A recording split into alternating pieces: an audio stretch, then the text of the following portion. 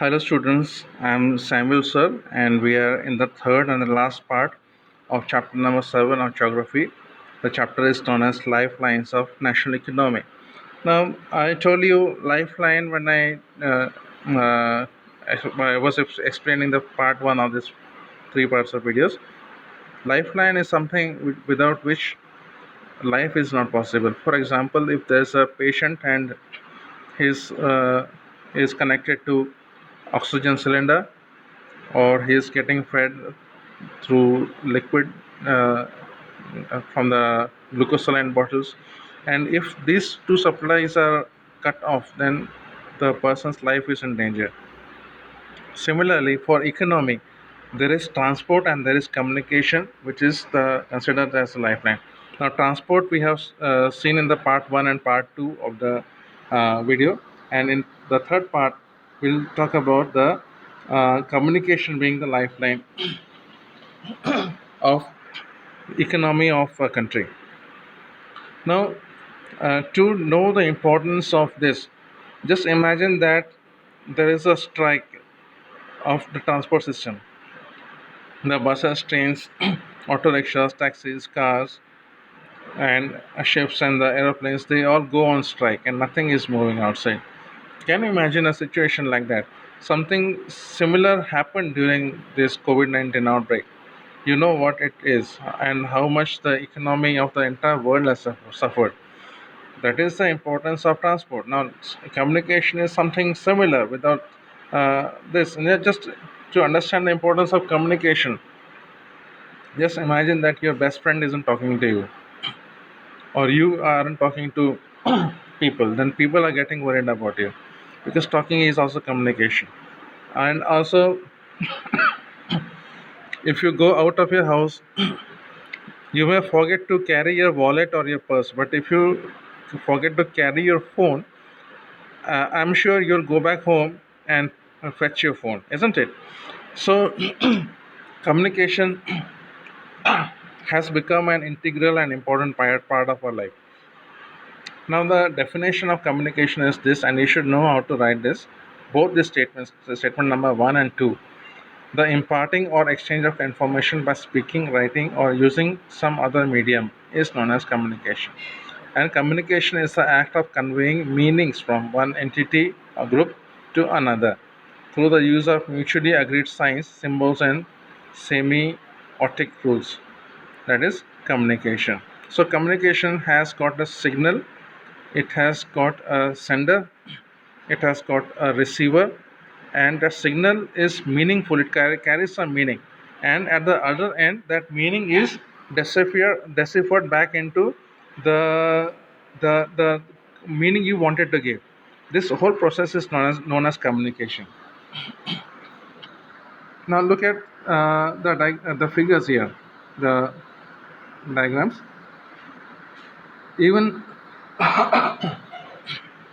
Even the sabji wala that shouts about his wares in front of your house, he's communicating. He's communicating what he has for you, and that adds value to his business, that gives him money for his house, and it gives you material for your kitchen.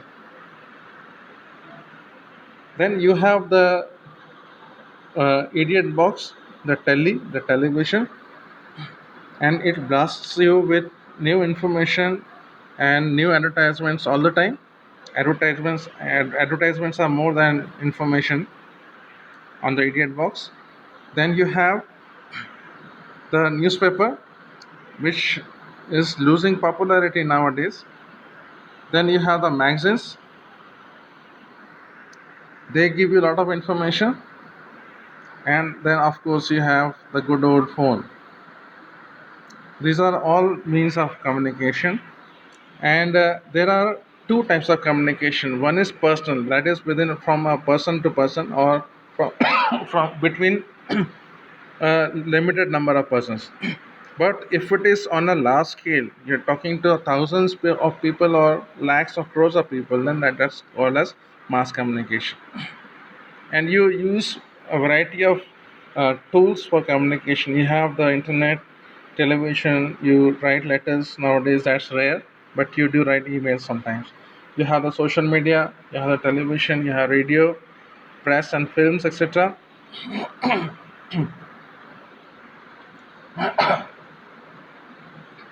Now, there's a small portion in your chapter about the Indian Postal Network. Claimed to be the largest in the world, it handles parcels as well as personal written communication. There are two types of mail: the first class mail and the second class mail. The first class type are airlifted, they include the cards and envelopes. The second class mails are book packets and registered newspapers and periodicals, and they are transported by surface. There are six channels of mail in the Indian postal system. Now we talk about information technology.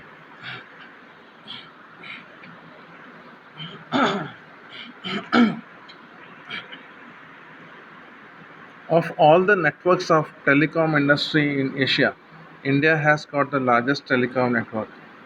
India has got some 400 million smartphone users and some 550 million feature phone users.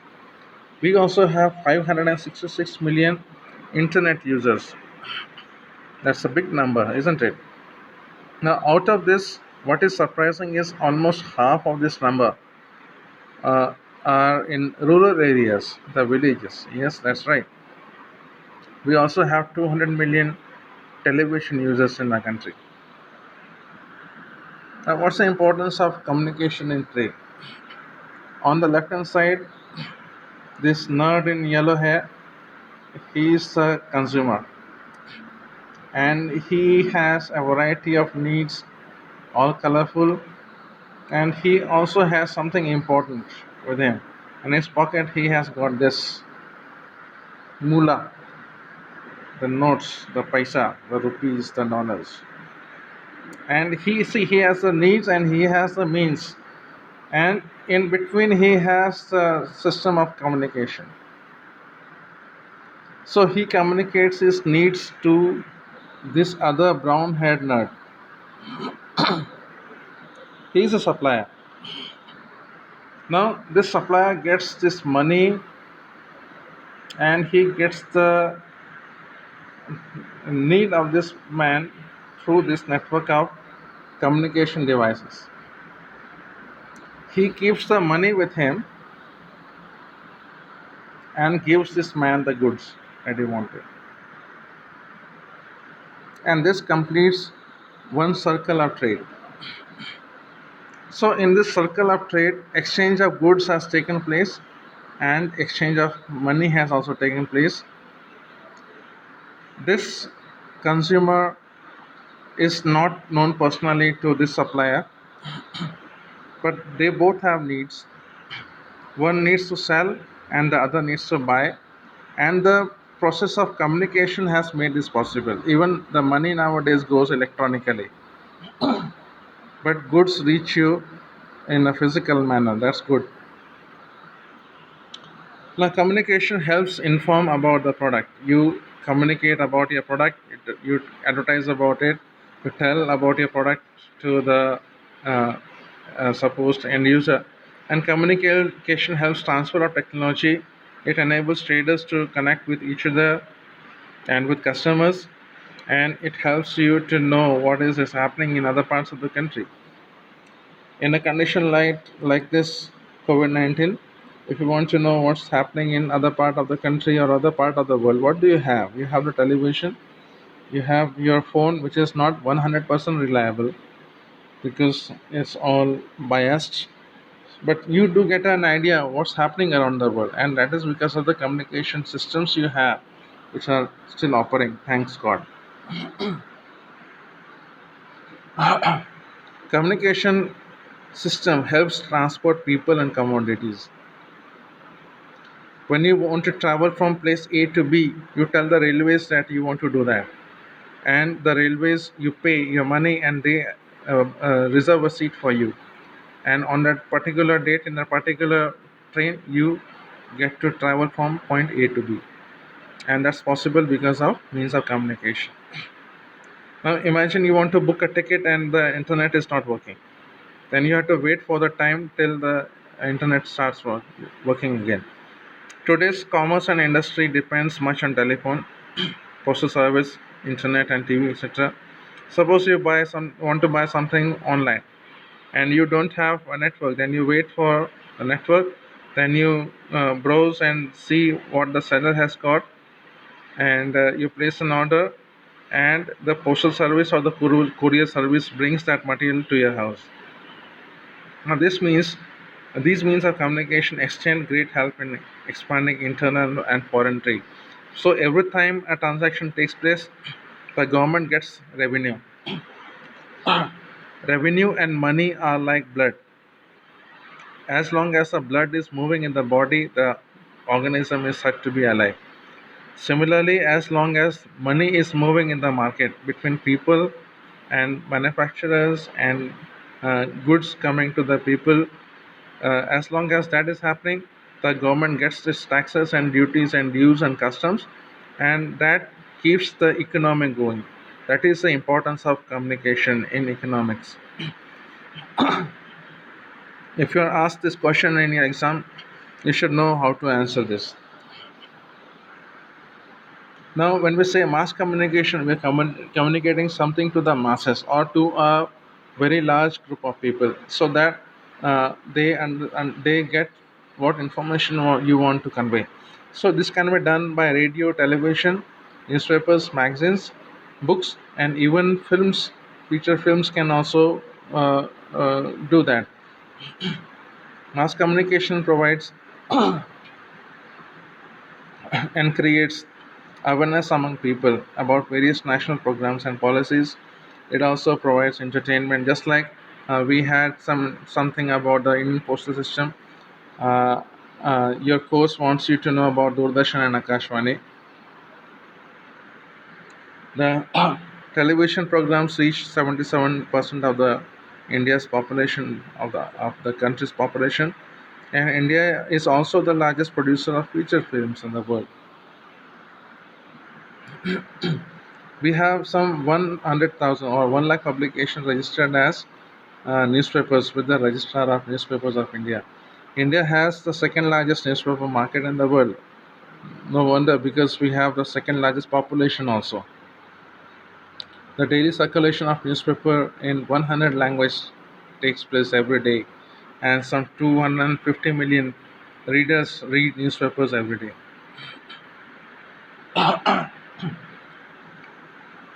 Newspapers reach some 39% of India's population, and some 9.15 million readers are there who read magazines regularly. Magazines reach a smaller number, 6% is a small number compared to newspapers, but still, this 9.15 million magazines or the magazine readers are important, because newspaper one day you read and next day you put that as old paper, but magazine you want to refer again and again. If trade takes place between two countries, we call that as international trade. So trade means exchange of goods among people, states and countries. And international trade means trade between two countries. So there's a term called market.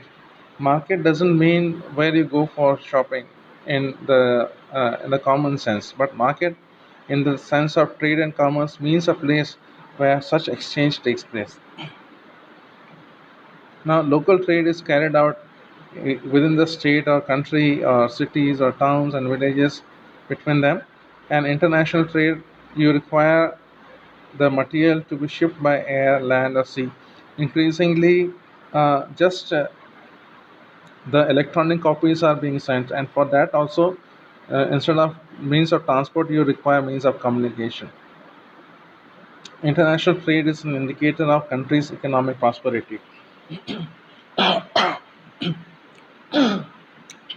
By this we mean, if the country is exporting more than it's importing, and also it depends on what goods are being exported and what are imported, that tells the world that this country is already self-reliant.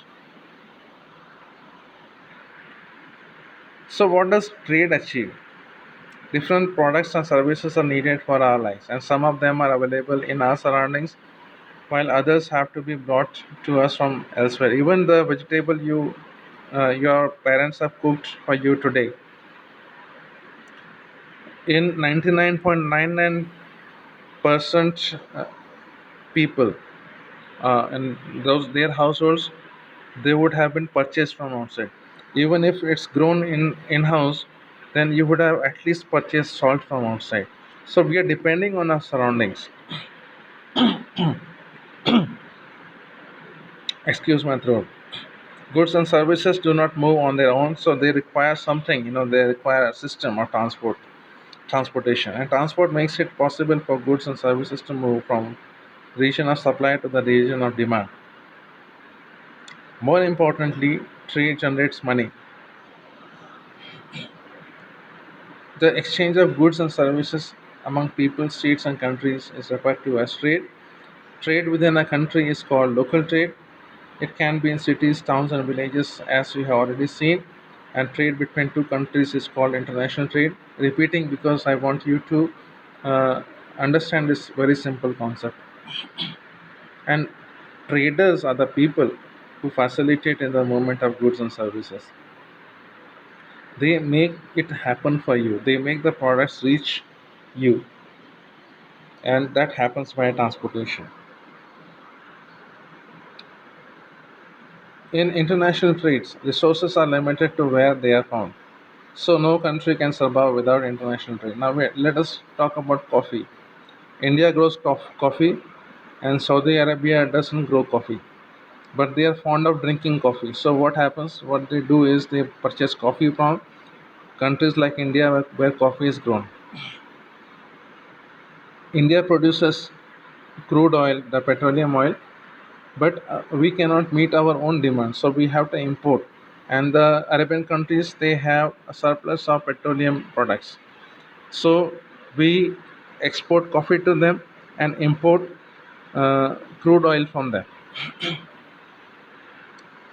Likewise, they depend on us for coffee, and they get revenue from our purchase of crude oil. This is an example of international trade. You can give that in your question answers in your exam. You can also think of some other trade which are of this nature. Now here are four terms which I want you to understand and remember, because in the following 2-3 slides we'll be talking about them again. Now, trade has got two components. We are talking about international trade being having two components: exports and imports. Exports means if you sell something to a country which is located outside your own country. Imports is the other one. If you purchase anything from any other country apart from your own country, then that's known as imports. So the components of international trades are exports and imports. Now there's a balance. There's supposed to be a balance between these two. So how do you find that out? The value of exports minus value of imports, if it is zero or near zero, we say that the trade is in balance. The international trade is in balance. And if exports are more than imports, then we say that it's a favorable balance. That means this country is self-reliant. It need not rely on some other country for its needs. That is the meaning. So its exports are more, or rather, we say that this country's imports are less. But if a country is not self-reliant and for everything it has to depend on other countries, even if they are their neighbors, then their imports will be more and their exports will be less. That also tells about the economic condition of this country, because it's not producing surplus goods which can satisfy their country's needs, and the surplus can be exported. So such a trade balance is known as unfavorable trade balance. That is not favorable for that country. Now remember this point number 3, 4, and 5. That is balance of trade, favorable balance, and unfavorable balance. I'll give you an example of that.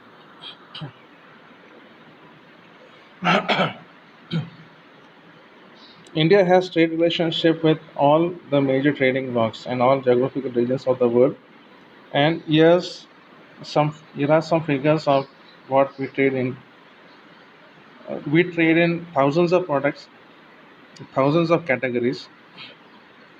But look at number three, gems and jewelries, 17.02%. Now we also import commodities. Like I told you, we import crude oil and allied products and so many other things. But look at point number two, that is gems and jewelry, 12.08%. What was the value of export?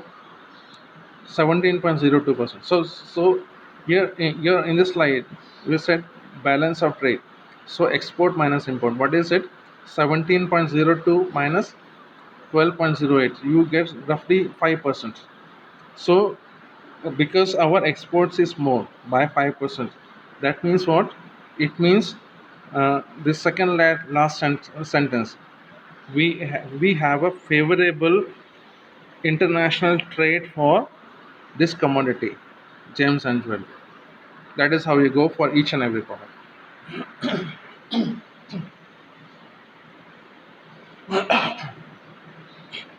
Of late, within last 2 decades, India has emerged as a software giant. We have the manpower, we have the brains, we have people who are qualified and are intelligent enough to uh, contribute to the development of other countries also. Our software engineers have enabled India to grow into and into a software giant. But more than that, our Indian software engineers and software technicians have enabled the countries such as the United States of America to grow into world leaders. Why? Because something there's something known as brain drain. If the people feel that their uh, uh, qualities are not appreciated well enough in our country, or if they feel that they deserve better conditions of living, they move out. And uh, this has resulted in uh, lakhs of Indians settling abroad. Most of them are very well versed in things such as information technology, and they have contributed to the growth of other countries to a very great extent.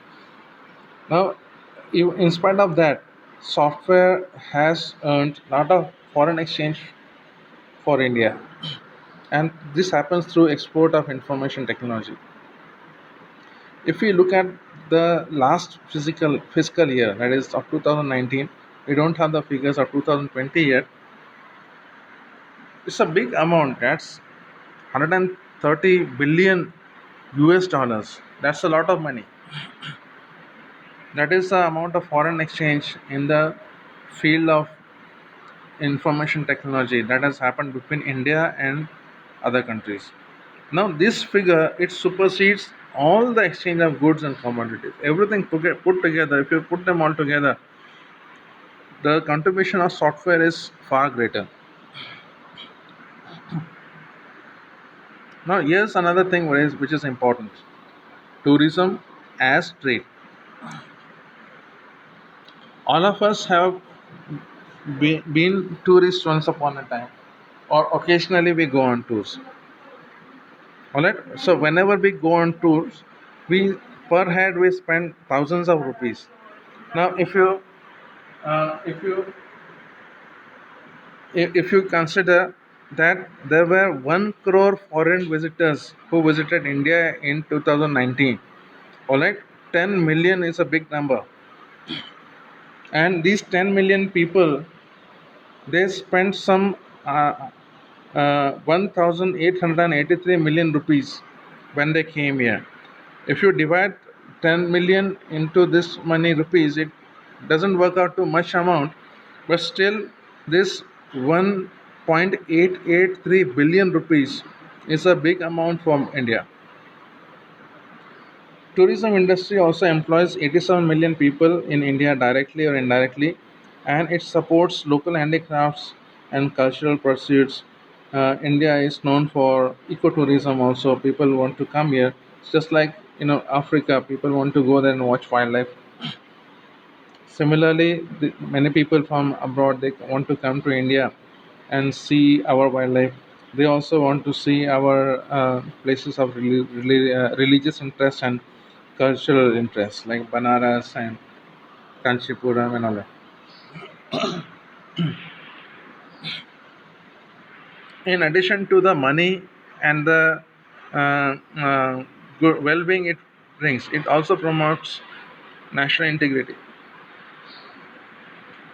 Uh, People travel from one part of the country to another.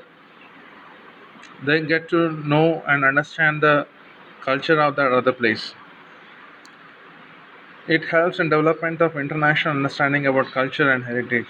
People from other countries come here and they get to understand our culture. Otherwise, they would have only heard or read about Indian culture, or at best seen in televisions. But when they come here, they get to see with their own eyes.